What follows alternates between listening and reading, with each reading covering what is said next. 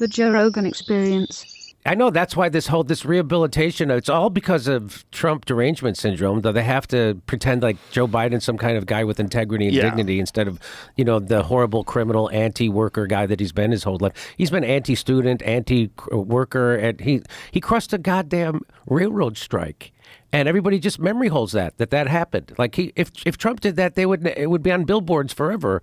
And it's what Joe? Why do you think that because my whole life the establishment loved Donald Trump, right? Well, because the only option is if you don't go with Biden, then you're not with the Democrats. And the Democrats view themselves as a team.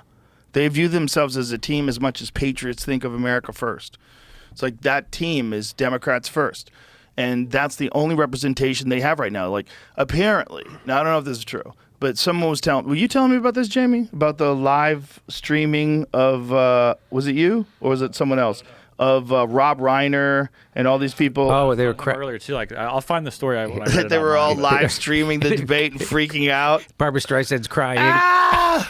These people are deranged. These people are no different than the Manson family in that they are in a cult. Yeah. They're locked into this ideology. It's not as bad as the Manson family, but it's clearly a cult. It's an ideological cult where you're not willing to go against any of the doctrines of the cult.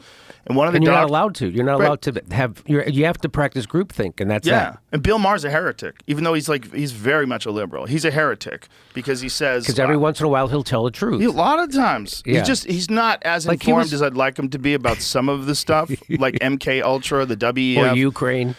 Well, I don't know what he knows about Ukraine, but he hates Donald Trump. But I think I couldn't figure it out on the podcast. Like, he wouldn't even have a rational discussion as to why he hates him. He's crazy. Yeah. But the thing I found out that he was sued by Donald Trump. Yes. So that's probably it. Because when he said that he was an orangutan. And so he sued him. Hollywood's debate watch party with Rob Reiner. Jane Fonda ended in shouts and tears. That should have been fuck keeping up with the Kardashians. That should be the real and that's what you reality get. show. And I say good for you. That's what you get for fucking lying. They've all lied.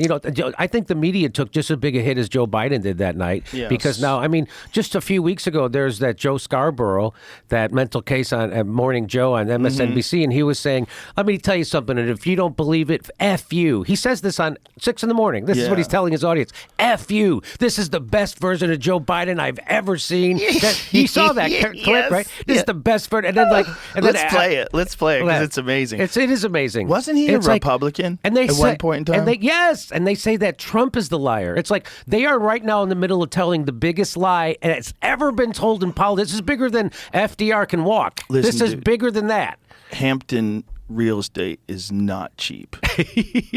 And you got to do some things maybe you don't want to do if you want to buy that sweet house and just drink your champagne by the lake. Just looking, or the bay rather, just looking over in the ocean going, I fucking made it, baby. Yeah. I'm here in the Hamptons. And it's... I'm about to go to dinner with Rob Reiner. Hey, I've always said, hey, I don't know if I'm better or worse than those people, but I've never no one ever made an offer to buy me out. So I don't know how I would react. I don't think it's a buyout or a sellout thing, man. That's a thing that people think. I think what happens is you get locked into a cult.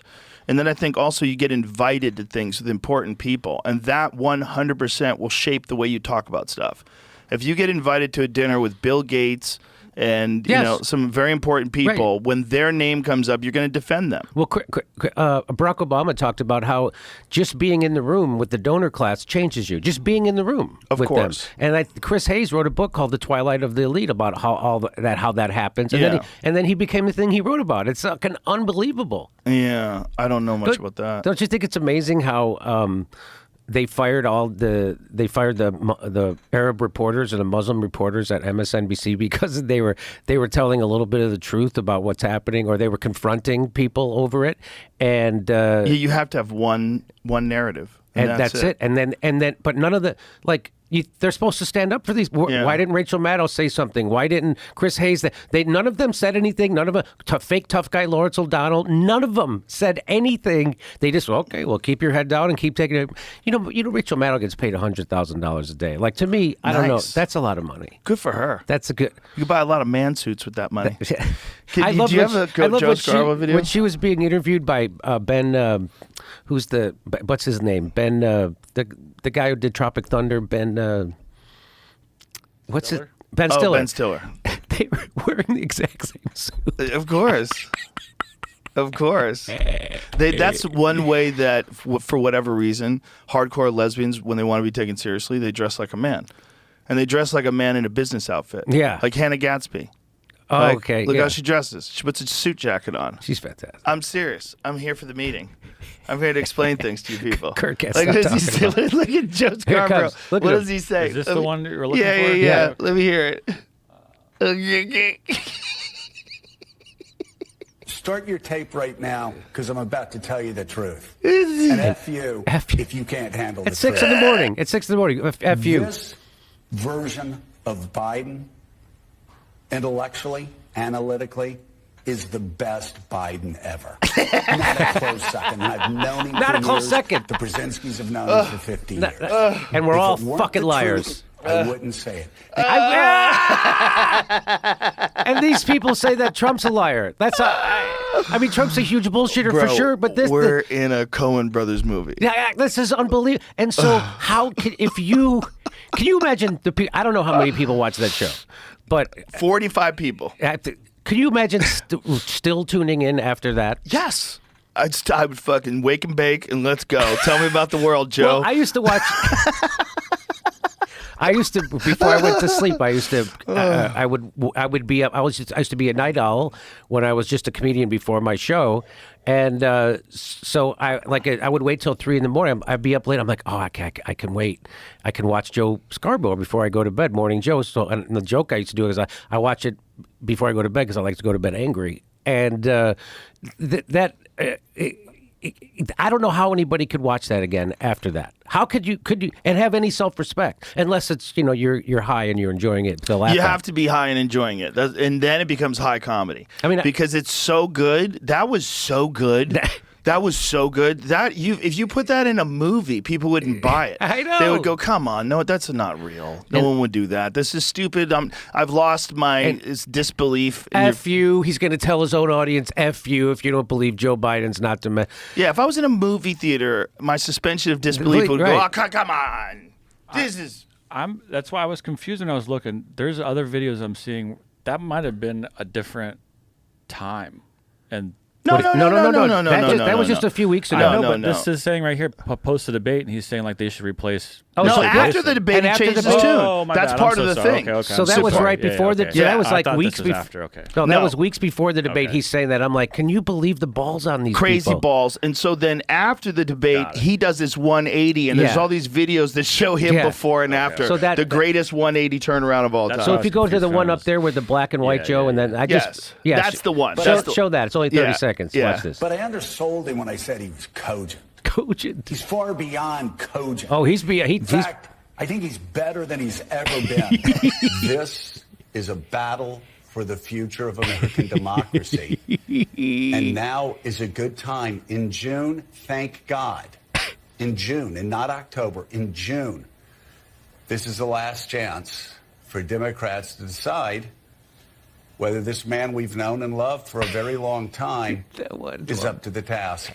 So that's just a matter of weeks in between those two Joes. Yeah. F you. And I wouldn't say it if it wasn't the truth. Okay, now thank God we can replace them. But I have a theory about this, by the way. Okay. So they've never done presidential debates this early in the election season before, right? And so my theory is that his own team sabotaged him. They knew this.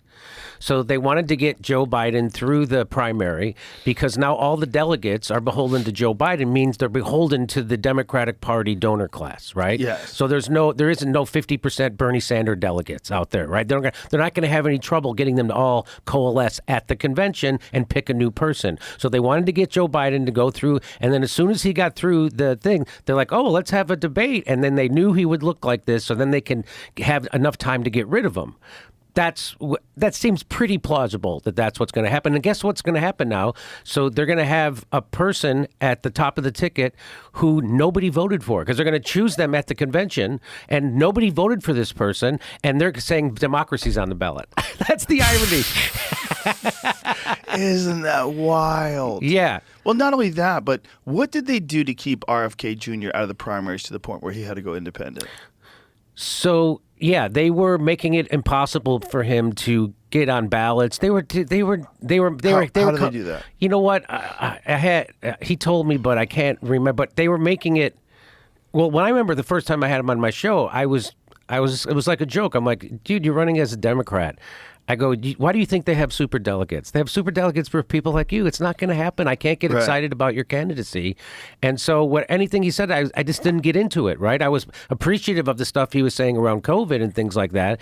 But it was just, I told him it's a fool's errand, right? And he's like, I'm a Democrat. I've always been a Democrat. I'm a Democrat. And I'm like, yeah, the Democrats are going to screw you. And they did. And so I don't know exactly how, but it got so untenable that he couldn't run inside because they would have these different rules that they were just making up just to screw him. So now, then they do this once there's an incumbent, right? Once there's a president in place, do they do this because there's so many jobs that are completely dependent upon that guy being in office? Not just the Democratic Party, but that guy. So if a new guy comes in, like if RFK Jr. comes in, if he wins, then everyone's out of a job. Oh, yeah. Well, the whole machine's out of a job. So it's very clear watching Joe Biden talk, very clear, that he's not making all his decisions, and someone writes his stuff down. We've seen the cue cards that he has. They tell him what to say. We see him read teleprompters and say, end of quote. You know, he says things like that. He just did it again. Does it all the time. So we know that there's no fucking way he's the man behind the machine. So that means there's a bunch of people that work for him that are essentially running the country. Right. And those people don't want to lose that position, including his wife. His wife apparently... by all takes, and she did an interview afterwards where she said he's smarter than he's ever been, and I know him, I see him buying clothes. She doesn't want him to stop. Pure evil. What is that? What do you think? That's just pure evil. I mean, but do you think it's just like a power thing? She's in power. She doesn't want to not be the first lady anymore. Like, what is it? Yeah, of course. That's what I think it is. Well, how could you not have compassion for your own frickin' husband? I mean, Jesus Christ. I mean, he should have had his keys taken away years ago. Yeah. And here she is trying, and you did a good job. You answered all the questions. Crazy. That's how you talk to a 3-year-old. He answered all the questions. I could see answering one or two, but all of them? If my wife talked to me like that, I would just start laughing because I'd think, oh, she's fucking with me. I wouldn't just stand there and but like, you would be saying, yes, I did. It's a wild video. Play that video. Play that video of Jill saying that to Joe because I saved it. And by the way, I listened to the debate again on the plane. Why? You fucking get the pertinent information from round one? You're like, I need to go over this with a fine-tooth comb. Because they kept saying that, because the line now is that Joe might not have answered the questions, like quickly or loudly, but he was telling the truth. His first answer, he lied 3 times. Joe Biden. He lied about the Medicare's. It's $2,000. He said it was $200. He lied about the diabetes, and he lied about Trump saying the bleach thing. Trump never said the bleach thing. He was talking about ultraviolet irradiation, which is a real thing that actually works. It actually works, and not only that, they've used it for decades. But and there was talk about using it for respiratory diseases and shining light into the lungs. I've talked to a doctor who told me that. That worked well, and so the people like the medical association, they came to him. They go, "Hey, you have to sell this technology to us," and he said no. And they go, "Well, if you don't, we're going to have a bullshit study that says this doesn't work." And that's exactly what they did. Wow! And they do that to everything. Let's play this real quick. You did such a great job. You answered every question. You knew all the. Bro. And let me ask the crowd. Look at him standing there. What did Trump do? Why? Oh, bro, he looks so baffled. First of all, if I was in his corner, first thing I would have done is given him a hairpiece. Let's go, bro. I wish you can't compete with Trump's wacky hair. You need fake hair. You need fully fake hair. I think they'll buy it. Don't even sweat it. We're gonna glue a nice piece on you. You're gonna have a distinguished head of hair. Second of all, whoever the fuck is giving your Botox, back off a little. Let the guy move the forehead a little bit. This is ridiculous. You're not tricking me into thinking he's young. I know exactly how old he is.